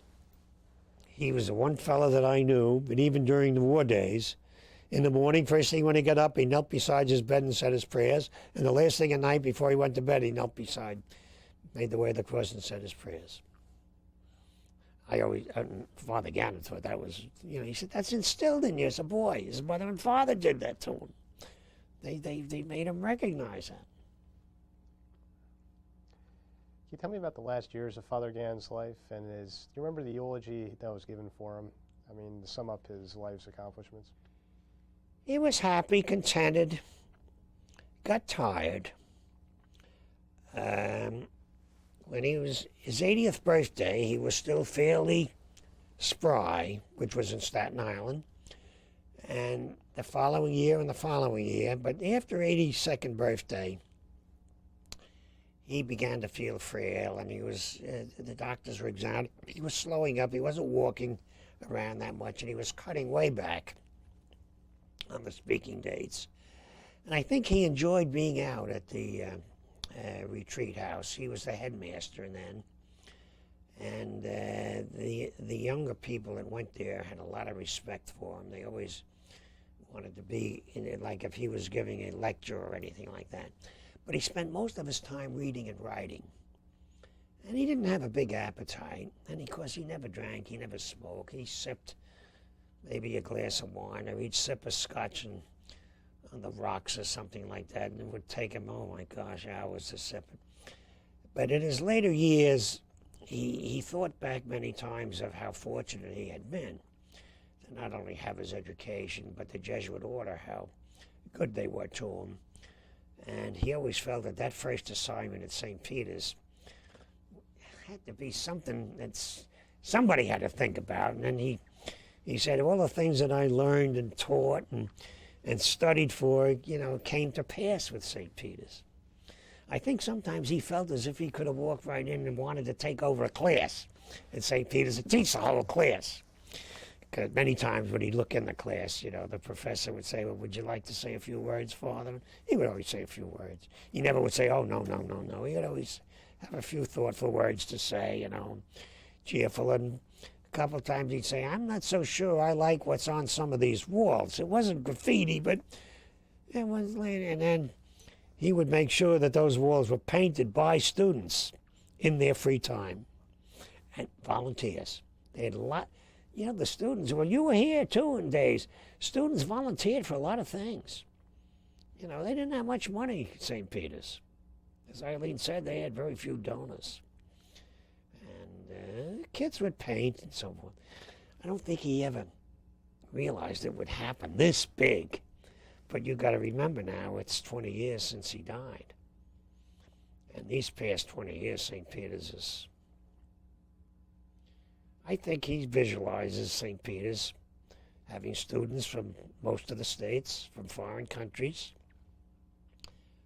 being completely integrated, having integrated faculty, and each one learning from the other, and never having a lot of money, just having enough to get by on. He always said, the poor people during the Depression, they still got by, even if they only had potatoes for supper, or only had potatoes for Easter or Christmas dinner, they still got by.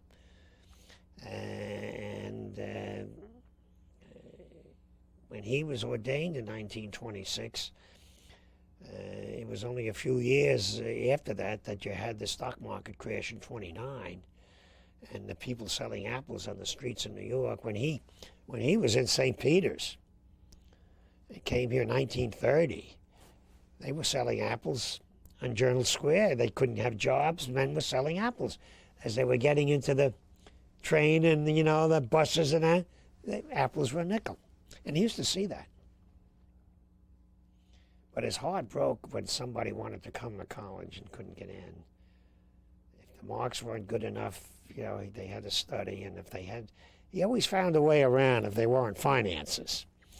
But you couldn't do that if their marks weren't up to snuff. And some kids just can't take tests, but they're good otherwise. So I'm sure they made exceptions and turned out to be very worthwhile. And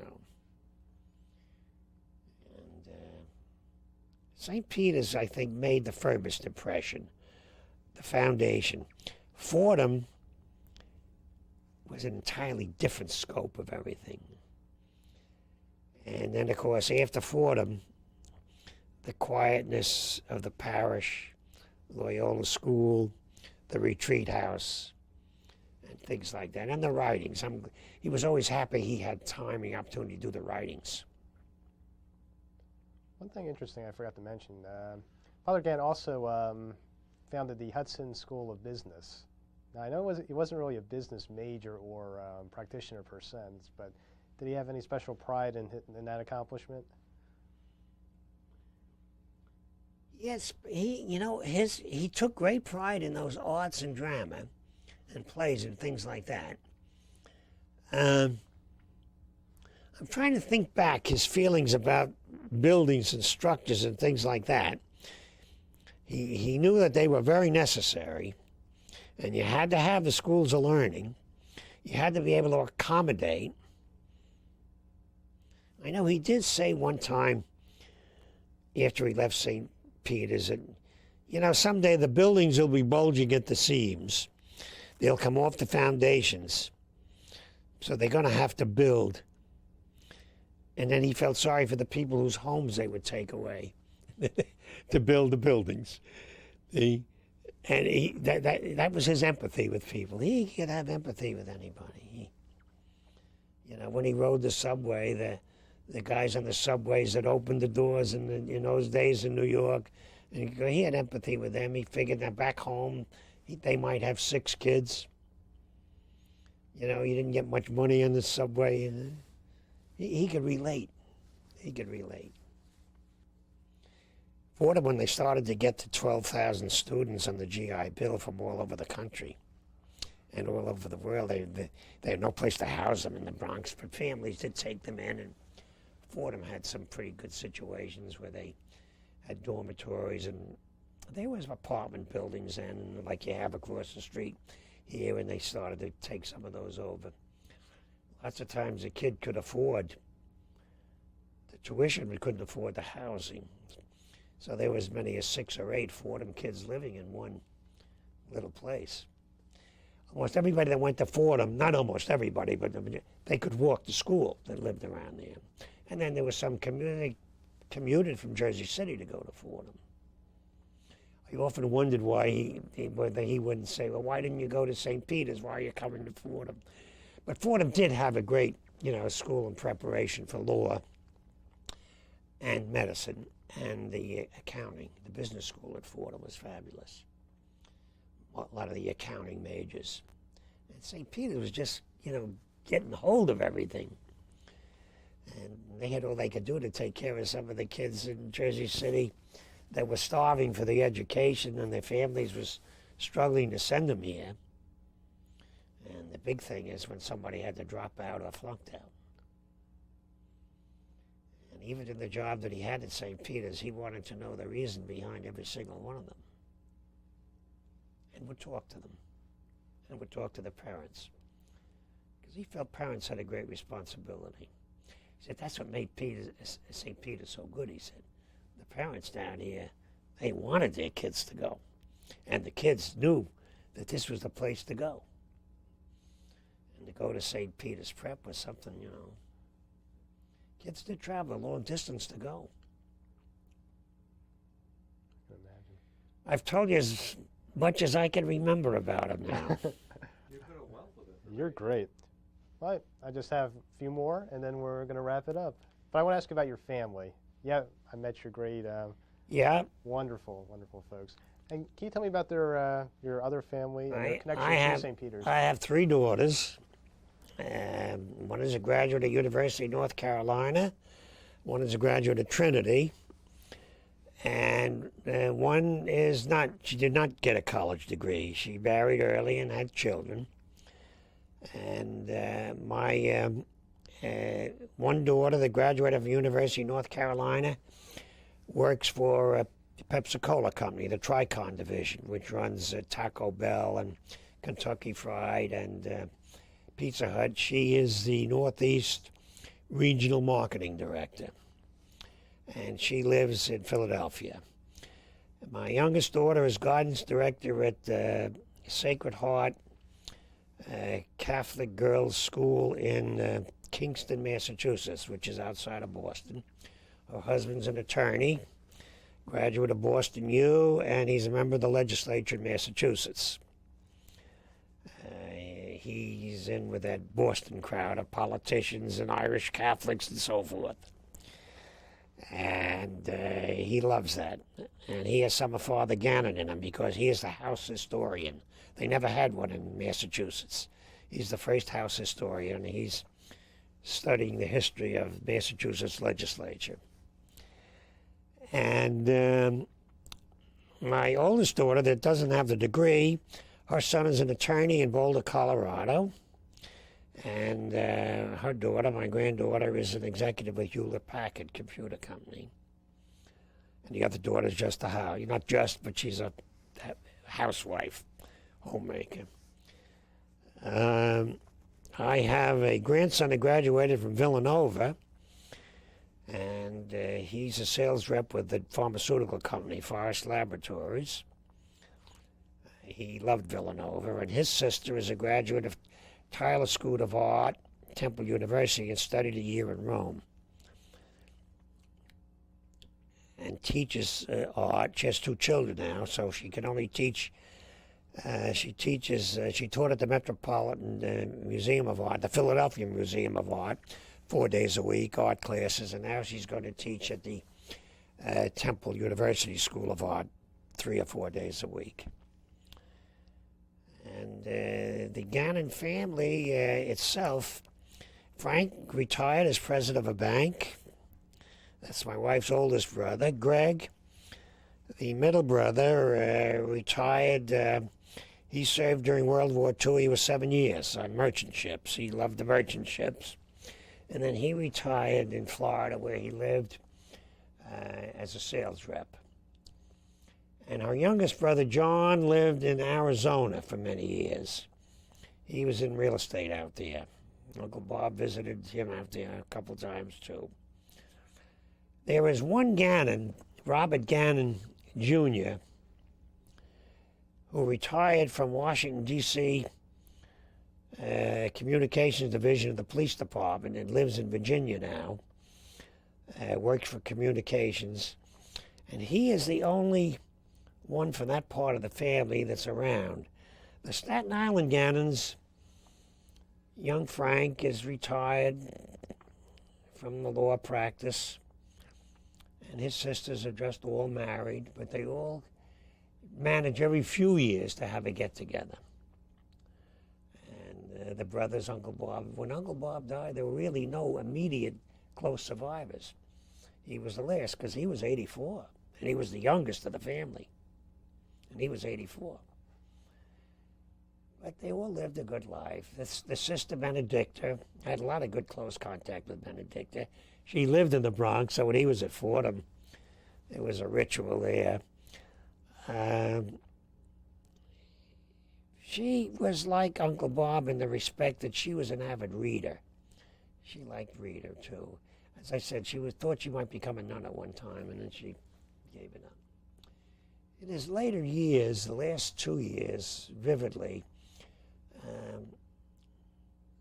former students of his came to visit at the retreat house, and priests came that he knew from this parish and that parish at the retreat house. And he used to have visitors from the old Friends of St. Patrick in New York and so forth. Senator Moynihan, who was a young man 20 years ago, was already active and interested in the United Nations and was the ambassador to the United Nations. And he would come to visit Uncle Bob because Moynihan had a lot of Uncle Bob's philosophy. He's very outspoken today, too. While he's a conservative, he still is pretty liberal in his thinking about a lot of good things. Uncle Bob and the Moynihan crew, Moynihan as a young man was on the staff of the Senate before he went to the United States. That's how he made his connections. He used to come to visit Uncle Bob quite a bit at Fordham in those days. I can't remember whether Moynihan was a Fordham graduate or not. I'm not sure. I don't know. He went to Syracuse. Yeah, I think. I'm not sure. I'm going to have to look it up. I'll look it up in the congressional directory. But he was happy in his later years. He loved outside in the gardens, and he loved the library at the retreat house. They had a wonderful library. Everything was very quiet there all the time. The grounds were beautiful. And the Bradys were very active out there, as I said, even though the Bradys live here in Bedminster, New Jersey. And their lives changed, too. He did think that Nick Brady should have run for the U.S. Senate seat in New Jersey at the time. Nick had no aspirations. He was a Wall Street man. And Uncle Bob had his own feelings about Wall Street because his father, as I said, had a lot to do with Wall Street and used to have to rely on them for financing for the railroads. I don't know if you knew who Thomas Fortune Ryan was. He was one of the pillars of the Catholic Church in New York, a very wealthy family in New York, the Ryan family. He was very close to Uncle Bob, and he knew Uncle Bob's father well.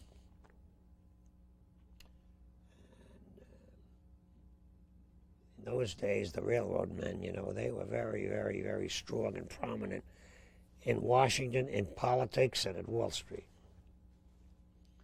Very prominent. I think he enjoyed his days at Fordham, and the fact that he was college environment, college campus, and things like that. But he also was happy in the retreat house. He did enjoy going back to the parish, and he was there for the Kennedys when they needed him and so forth, and they needed him time of stress. And when I saw Joe Kennedy up in Boston, because he and my son-in-law are pretty close, when Joe was going to run for governor this year, he asked me some of the things about what happened, with Father Gannon, because he was only a young boy then. And he made his first communion there, because the Kennedy family had the apartment in New York, and so they spent a lot of time, and that was their parish. Even though they were in Boston, and they were in Washington, and they were all over, that was their parish. Like my wife's parish was St. Joseph's in Bogota. It never changes. He was happy, contented. He got a little sick the last few months. He kept going to the doctor, but he never complained. Read the New York Times faithfully. Missed the Herald Tribune when it went out of business. Bemoaned the fact that there were no newspapers in New York now, just the New York Times, the Post, the Daily News. And he used to like to read the out-of-town papers. He liked the Washington Post. And he was impressed with Katharine Graham. Felt that she had difficult times, and that's the kind of people, that he used to read a lot about the history. And then she wrote the books, and he read her books, and she read his books, and that's the way it was. Cardinal Spellman, when he was writing the Cardinal Spellman story, they spent a lot of time together, in retreat and in meditation and in thinking and going back notes. And Cardinal Spellman had loads of notes, as did Uncle Bob, and they supplemented each other. They complemented, P-L-E-M-E-N-T-E-D, each other on that book. And Uncle Bob never thought it would be that thick, because all the books he writes were thin. But he said there was so much. There were such different times. He'd be happy to stand in front of Gannon Hall today and see all the construction around him and all of those things. And he'd be happy to see the pictures on the walls and the different buildings and the plaques. And he'd be happy to see the kids, what kind of kids here, and the books that they carry and study. He'd like that. I think he would just like to walk down Hudson Boulevard, as he called it, and look at the buildings and stand in front of them and things like that, because this was a very formative part of his life. A young priest, a new priest. And the average kid that was here at St. Peter's then was roughly 18, 19, 20, 21. And a lot of them came without food. In the 30s, no breakfast. That was another thing he concerned himself about, They had the milk, not the programs they have today, but somehow or other they managed to have a program where they had milk during the day, lunchtime. But he could, and everybody had big families. There were no one or two kids. The Larkin family was 8 kids. The O'Neill family was 7 kids. And the mothers, even though the mothers didn't work like, they do today, the mothers, some of them had to work. They did housekeeping work in offices and banks and things like that, just to make the few dollars to give the kids to go to college. The kid was lucky to get an allowance of $3 a week when he went to St. Peter's. And he had to make it do the whole week. I've enjoyed this, thinking about him. I haven't thought about Uncle Bob as much as this in a long time. That's great. Wow. I've enjoyed it. When are we going to see the thing all put together? That's a good That's a good question. What I can promise you is a rough cut, not a rough cut actually, but the rough raw footage, just to review for reminiscing. Yeah. That would be good. The nice part is that we got your in addition to Uncle Bob, we got your family, you know, what they're doing, about your own career in the assembly, and with the, I'm going to say the name of the town wrong. You what? Pagoda. I want to say Bogota, I don't know why. Well, you want to be in Columbia, and we're Yeah, here in New Jersey. that's right. Columbia. Yeah. It has a couple of different uses. Certainly the text and the commentary is useful for any number of written stories about Father Gannon. And some of this is just a simple, you know, he was somebody when, and you're somebody who knew him. We're not quite sure how this might fit into history. That's but right. unless you have it documented somehow and somewhere, you'll never know. And this is how history contains itself. In Florida, there's a lot of people from this area, and the old timers, their grandkids come down for a visit, maybe Christmas time or Thanksgiving or spring break if they don't. Where'd you go to school? Oh, Jersey City. I went to St. Peter's. Oh, yeah? You know Father Gannon? You ever hear of Father Gannon? It's a shame. It really is. I mean, he's the legend. I mean, he's the one. Certainly. Without him, there would be no St. You Peter's. got to remember, we're talking about the 1930s. That's 60-some-odd years ago. Yep. You know, the trip from Pagoda, Tunnelly Avenue, and Dan Kelly's Hill, and then Hudson Journals. The big trip was to come to... Dan Kelly's Hill call All right. when you get done with that. And so I'm curious about. You know, that was a long trip. Oh, sure it was. Now, the big thing, because Jersey City was the big city here, you know. Yeah. You had Lowe's, Jersey City, and the Fabian, was it? Stanley Theater and the State Theater. There was Lowe's State. Well, the Lowe's State, there was the State Theater. I can't think of the one that was down here. Was it the Fabian? Was it on Fabian, I don't remember. But there was the, now it's got Stanley Theater. That's the one, the Stanley. That was a big thing. 2,200 people and the dome over the top. And, you know, Dickinson High School was the big school, and Dickinson Evening High School. Some of the kids went to evening high school here. Yeah. Wow. The banks in New York, is one little story. In the 1933 was really depression. You couldn't get a job. You got college degree, forget. But in 1933, you got out of high school, you had a high school diploma. Everybody went to New York to get a job. Wall Street, banks, so on. The Guarantee Trust Company, 140 Broadway, was the big bank. It was later merged with Morgan. They favored the Jersey City kids. But, you know, talk about discrimination. You had to be Catholic. 1933. Okay. So Take care of your own was part of the old that's local exactly right. In 1933, you got a job at the Guarantee Trust, $50 a month in your lunch. Wow. And then the first raise was to $65 a month. And then, if you were lucky and you could afford it, and your family could afford it, there were no programs, you could come to St. Peter's, or you could go to Fordham, two Catholic schools. So the Jersey City kids came to St. Peter's. And on their salaries that they made in the bank, because later on they got $18 a week and then 20, they went to St. Peter's and their families helped them.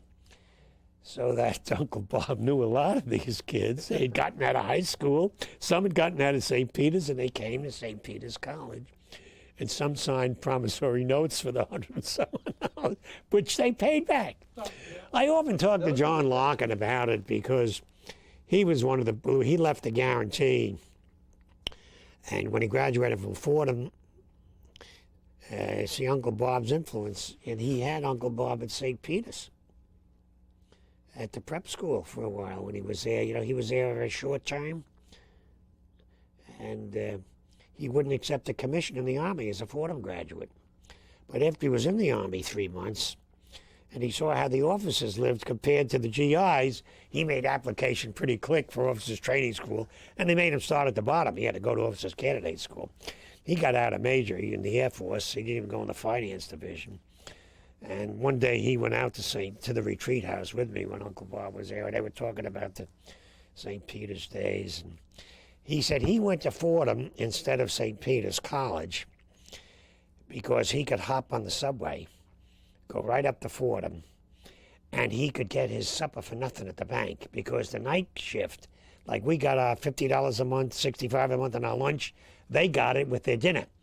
So he could get a chit from the personnel department because he was going to school, so he could have his dinner there, which wasn't a lot, and hop on the subway for Don to go up to Fordham. But then he had to go from Fordham after class at night to Jersey City. But they did it. Took him 6 years.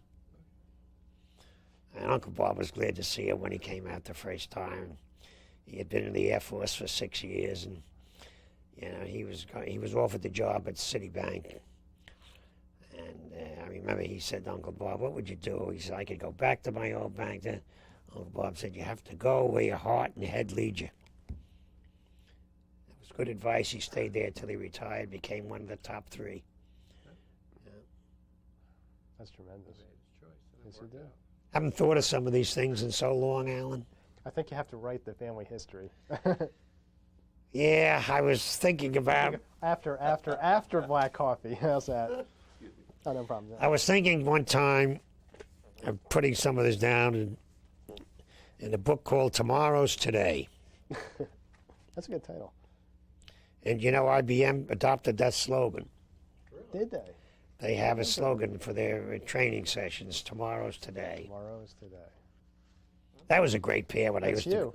when they used to go flying together, Watson and Uncle Bob. Those two guys in a plane, yeah, I can imagine. they go up to the Cape, up to New York State. I wonder what Uncle Bob would think if he saw IBM today. Although they were going pretty strong already, Yeah. They were going pretty strong. Well, at one time Watson was a complete atheist. He didn't care about any religion, the father.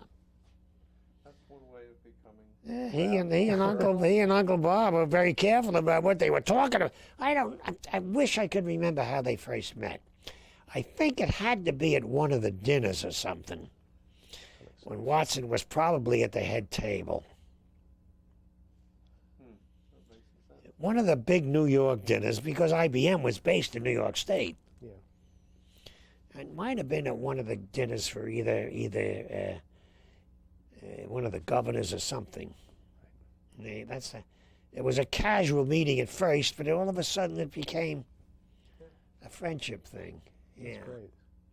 Wow. And the boys, young Tom Watson, who later became president of the company, he was, great with Father Gannon too. In fact, he used to want him to come on vacation with him and stuff. Like he was very reluctant about taking invitations like that, but he did travel. He did like But to he wasn't travel. off flying. That's right. I don't know. It seems like he got around quite a bit. And he tells about the days that he first took the controls of the plane. Watson said, "Here, they're yours. Now you take them." This was, only I think a 4-passenger it was. Wow. Multi-talented. Talking about him, I can picture him here at St. Peter's, You have to get the crystal ball. The spirit and the of- old, the old place. I never realized it was on Montgomery Street, down the other end. Isn't it funny, through the years, it seemed to me, of course, we are close, down the other end of Jersey City, but that was it, down the end of Montgomery the Chamber Street. of Commerce building. It's the, Sure, in was that the home. section. yeah. Now, what's the Catholic parish down there? St. Michael's? Well, I think it's the St. Michael's, but there's also the St. Peter's Parish. Yes. The prep is down at St. Yeah. Peter's. St. Bridget's is up this way a little further. And there's another one across the town. I can't remember what its exact name. You born in Jersey City? No, born in New York City, as a matter of fact. In New York, what part? Well, up from Central Presbyterian Hospital, but it was a village. We lived at Waverly Place until the 50s, then we went out to Montclair. Columbia Presbyterian. That's where Mom had gone to. Yeah, my wife was there for a serious operation in 61.